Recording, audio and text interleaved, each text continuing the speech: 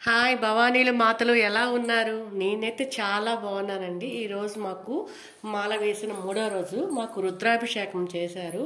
ఎంత బాగుందంటే అంత బాగుంది. ప్రతి భవానీ కూడా తన లైఫ్లో ఇలాంటి సన్నిధానం చేసుకో అనిపిస్తుంది. అంత బాగా చేశారు రుద్రాభిషేకం అనేది. మామూలుగా అయితే మన ఇంట్లో ఎక్కువ టైం పడుతుంది కదా, కానీ ఇక్కడ చాలా తక్కువ టైంలో కూడా చాలా బ్రహ్మాండంగా చేశారు.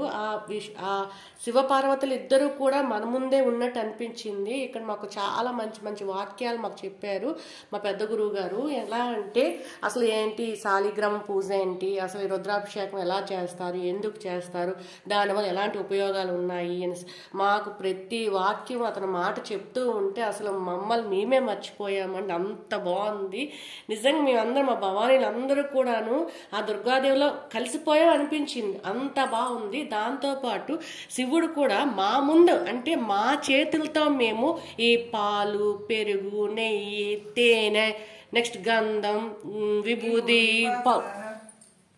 నెక్స్ట్ పళ్ళ రసాలు, కొబ్బరి బోండాలు, నెక్స్ట్ పంచదార, వీటన్నిటితో పాటు అన్నీ చేసాము. చాలా బాగుంది.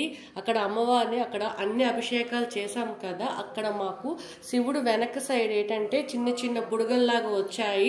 అలా బుడగల్లా రావడం అంటే దానికి అర్థం ఏంటంటే ఆ శివయ్యంచి ఇవన్నీ మనం వేసినవన్నీ కూడా స్వీకరిస్తున్న అర్థం అంట అని చాలా బాగా చెప్పారు. ఎంత బాగా అనిపించిందంటే మాత్రము నాకు ఈరోజు చాలా సంతోషం, ఎంత ఆనందంగా ఉందంటే ఆ దుర్గాదేవి ఆ శివయ్య మా ముందు ఉండి ఎంతో చక్కగా మాతో అభిషేకం చేయించుకున్నారంత శుభ్రంగా ఉంది.